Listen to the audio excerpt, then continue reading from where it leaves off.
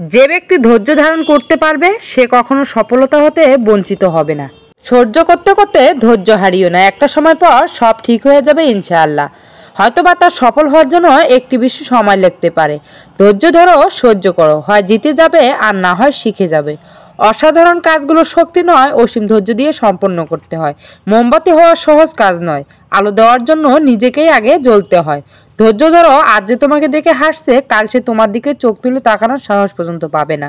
ধৈর্যশীলরা শান্তিতে থাকে, কেননা তারা জানে আল্লাহ তাআলা তাদেরকে উত্তম প্রতিদান দান করবেন। যেটা পাওয়ার জন্য তুমি অস্থির হবে সেটা তুমি কখনোই পাবে না, কেবলমাত্র সেটাই পাবে যেটার জন্য তুমি ধৈর্য রাখতে পারবে। মুমিনরা কখনো ধৈর্য হারায় না, কারণ তারা জানেন নতুন চাঁদের পূর্ণিমা পর্যন্ত যেতে সময় লাগে। ধৈর্য শেখা একটি কঠিন অভিজ্ঞতা হতে পারে, কিন্তু একবার ধৈর্য ধরে যদি আপনি আপনার কাজকে জয় করতে পারেন তাহলে দেখবেন আপনার জীবনটি সহজ হয়ে গিয়েছে। আপনাকে ধৈর্য ধরতেই হবে, কারণ বীজ বপন করার সাথে সাথেই কেউ তার ফসল কাটতে পারে না। সময় বেশি লাগলেও ধৈর্য সহকারে কাজ করো, তাহলেই তুমি প্রতিষ্ঠিত হবে। জীবনের কষ্টগুলো জয় করে এগিয়ে যাওয়ার জন্য প্রয়োজন সাহস আর ধৈর্য। আমি শিখেছি জীবনের সফলতা কিছু ধৈর্য এবং কঠোর পরিশ্রম থেকে আসে। হ্যালো এভরিওয়ান, আসসালামু আলাইকুম। কেমন আছেন সবাই? আলহামদুলিল্লাহ, আমি ভালো আছি। এই যে দেখতেই পারছেন, ফসল কিন্তু একদিনে আসেনি।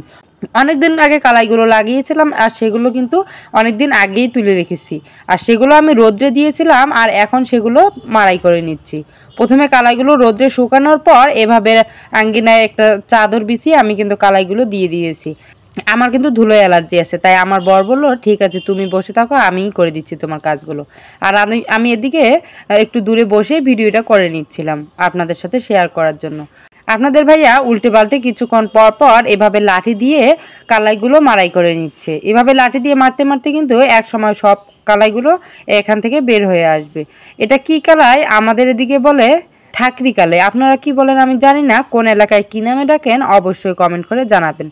বন্ধুরা, যে কোনো কাজই আপনি করেন না কেন সব কাজের কিন্তু কঠোর পরিশ্রমের মাধ্যমে সফলতা সম্ভব। আর কঠোর পরিশ্রম এবং ধৈর্য ছাড়া কিন্তু কোনো কাজেই সফলতা সম্ভব নয়। সেটা কৃষিকাজই বলেন, এই প্ল্যাটফর্ম বলেন, যে কোনো কাজ আপনি যে কাজেই করতে যাবেন সেখানে কিন্তু ধৈর্য এবং পরিশ্রমের গুরুত্ব অপরিসীম। আপনি যে কাজই করেন না কেন সেখানে কিন্তু কঠোর পরিশ্রম আছে। আমি কিন্তু কখনো এই কালাইটা আবাদ করিনি, এবার প্রথম এই কালাইটা আবাদ করা হয়েছে। অল্প কিছু কালাই, মানে আমি একটা ক্ষেত কিনেছিলাম 6 শতক, সেখানে এই কালাইগুলো লাগিয়েছি, সেখান থেকে তুলে এনে এই কালাইগুলো মাড়াই করে নিচ্ছি।